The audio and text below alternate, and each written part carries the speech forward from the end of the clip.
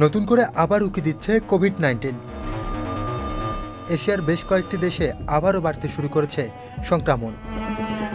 বিশেষ করে Hong Kong, Singapore ও থাইল্যান্ডে লক্ষ্য করা যাচ্ছে করোনার নতুন ঢেউ।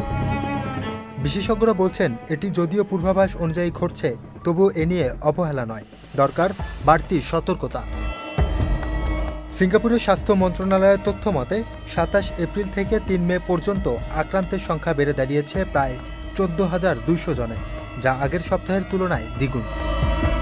হংকংয়ে ধীরে ধীরে বাড়ছে সংক্রমণ, যদিও স্থানীয় প্রশাসন জানিয়েছে পরিস্থিতি এখনও নিয়ন্ত্রণে রয়েছে।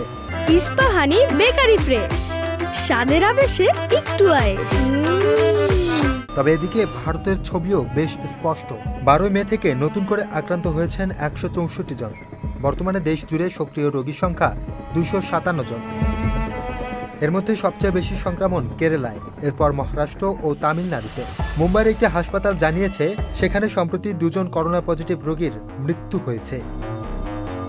যদিও তাদের পেছনের মূল কারণ ছিল পূর্ববর্তী স্বাস্থ্য জটিলতা। তবে বিশেষজ্ঞরা মনে করছেন, এই সংক্রমণ এখনই মহামারীর আকার ধারণ করবে না। তবে তারা সতর্ক করেছেন, উপসর্গ দেখা দিলেই দ্রুত পরীক্ষা ও চিকিৎসা নেওয়া জরুরি।